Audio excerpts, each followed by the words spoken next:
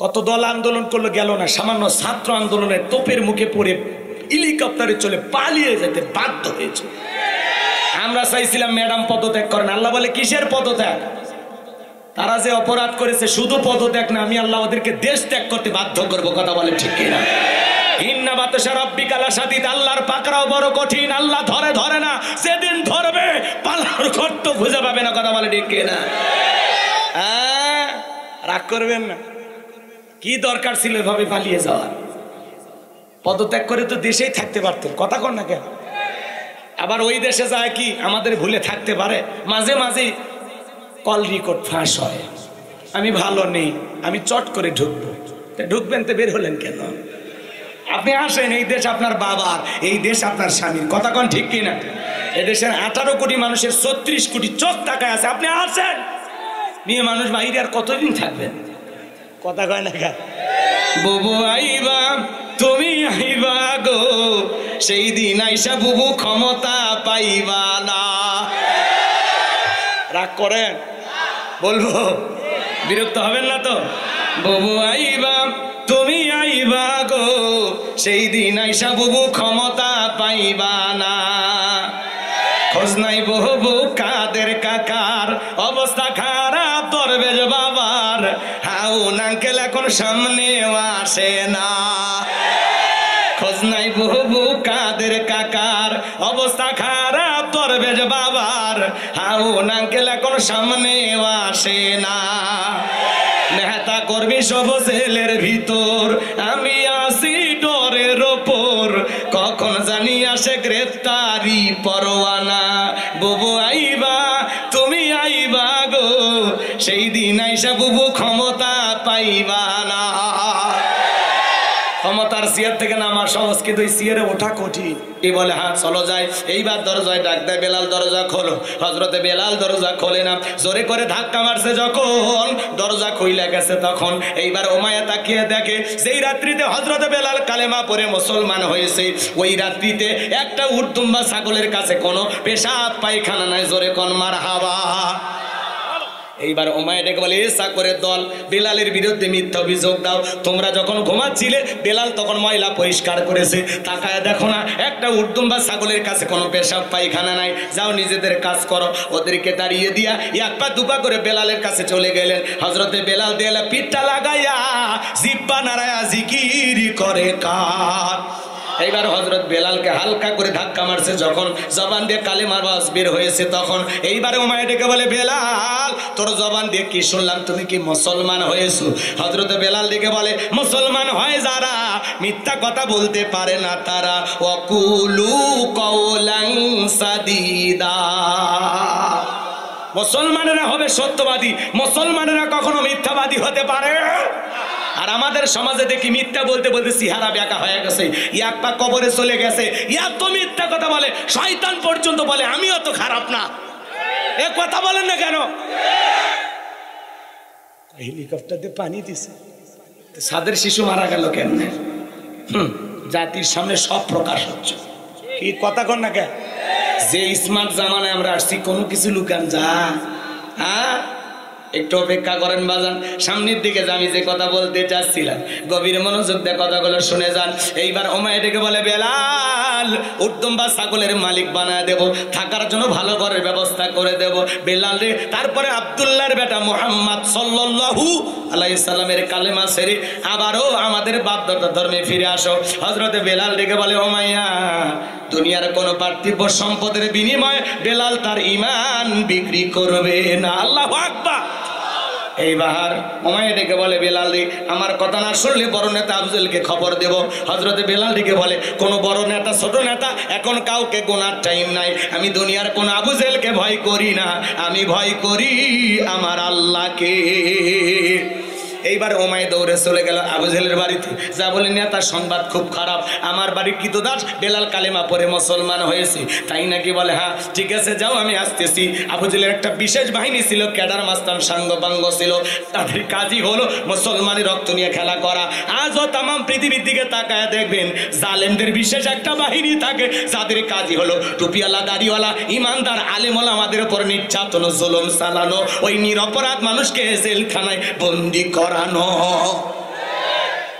তাম পৃথিবীর দিকে তাকায় দেখেন, জালেমদের টার্গেট খালি দাড়ি টুপি আলা। কথা কয় না কে? রাগ করবেন না বাজান গো আমার, আমি যে কথা বলতে চাচ্ছিলাম দিল দিয়ে কথাগুলো বুঝবেন। এইবার আবু জেহেল তার সাঙ্গ পাঙ্গ বিশেষ বাহিনী নিয়ে ওমাইয়ের বাড়িতে হাজির হয়ে গেল।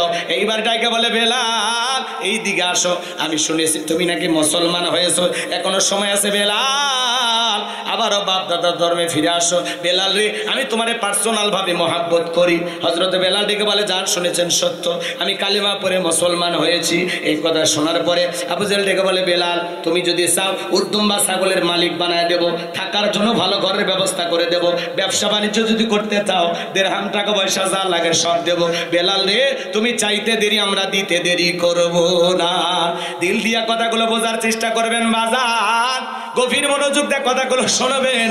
হযরত বেলাল ডেকে বলে, ওরে আবু জেহেল রে, দুনিয়ার সব সম্পদ যদি আমি বেলালকে দিতে চাও, দুনিয়ার সব সম্পদ ছাড়তে রাজি, কিন্তু বিশ্ব নবীর কালেমা ছাড়তে রাজি নাই। আল্লাহু আকবার বলে। বেলালের মতো খাঁটি ঈমান যার দ্বারা টাকার কাছে বিক্রি হবে না তারা, মুনাফিক মার্কা মুসলমান যারা টাকার কাছে বিক্রি হবে তারা। টাকার জোরে ওদের ফতুয়া করে, টাকা যেই দিকে ওদের ফতুয়াও সেই দিকে। কথা কর, টাকা পাইলে বৈধটারে অবৈধ বলে, অবৈধকে বৈধ বলে চালিয়ে দেয়।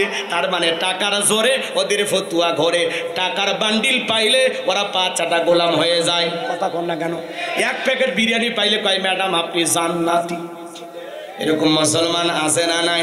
তাহলে মুনাফিক মার্কা মুসলমানেরা টাকার কাছে বিক্রি হতে পারে, কিন্তু বেলালের মতো খাঁটি ইমানদাররা কখনো টাকার কাছে বিক্রি হবে না। এইবার আবু জেহেল ডেকে বলে, বেলাল সোজা আঙ্গুলে ঘিও না উঠলে আঙ্গুলে একটু বাঁকা করা লাগবে। এই কথা বলে যুবকদেরকে লিলে দিলে, চাবুক দিয়ে পিটাও। এরা চাবুক দিয়ে পিটাইতে পিটাইতে কালো চামড়াগুলো ফেটে রক্ত জোড়া শুরু হয়ে গেল। ওরা যত জোরে বেলালের পিঠে চাবুক মারে, বেলাল তত জোরে আল্লাহর নামের জিকির করে। কালো চামড়াগুলো ফেটে রক্ত জোড়া শুরু হয়ে গেল।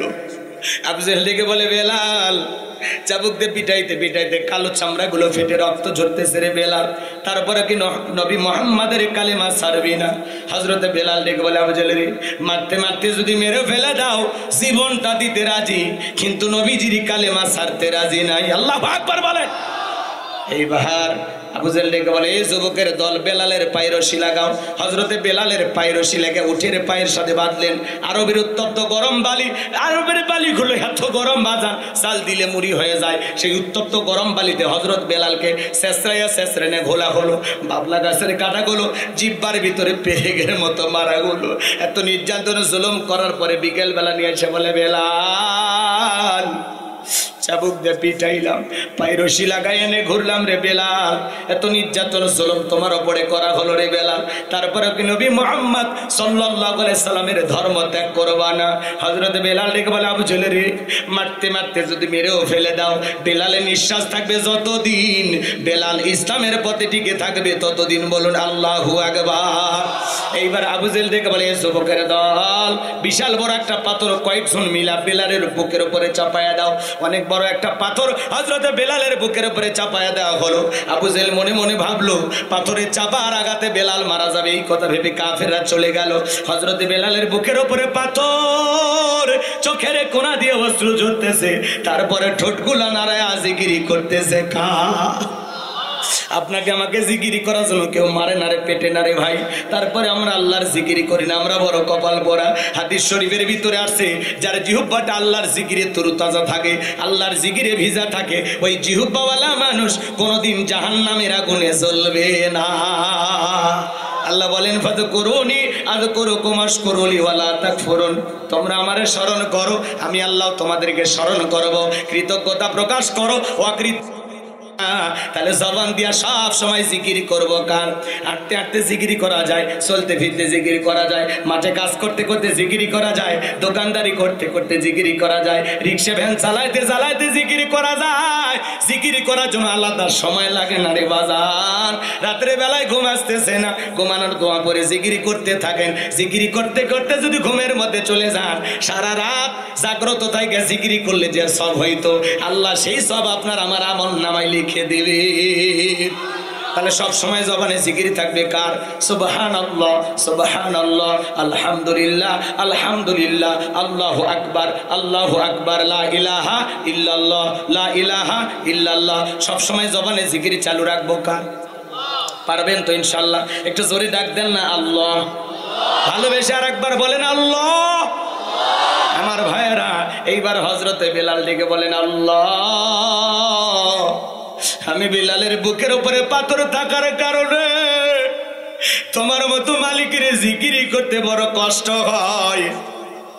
আল্লাহ তুমি কি পারো না বেলালের বুকের পাথরটাকে তুলার মতো নরম বানায় দিতে? ও আল্লাহ, তুমি তো সেই আল্লাহ, ইব্রাহিমের ছন্ন যদি নমরুদের আগুনকে ফুলের বাগান বানাই দিতে পারো, আল্লাহ তুমি কি পারো না আমি বেলালের বুকের পাথরটাকে তুলার মতো নরম বানায় দিতে? হযরতে বেলাল দোয়া করতে দেরি, আসমানের মালিক আল্লাহ দোয়া কবুল করতে দেরি করে নাই। বেলালের বুকের পাথরটাকে আমার আল্লাহ তুলার মতো নরম বানিয়ে দিয়েছেন। বলুন আল্লাহু আকবার। আশিক রাসূল বেলাল, নবীর পাগল বেলাল, নবীকে কতটা মহব্বত করতেন জানেন? হযরতে বেলাল যখন মক্কা নগরীতে পথ চলতেন, নবীর আগে আগে একবার ডানে যায় আর একবার বামে যায়। আমার নবী জিজ্ঞাসা করে, বেলাল বুঝি না একবার ডানে যাও একবার বামে যাও, কারণটা কি?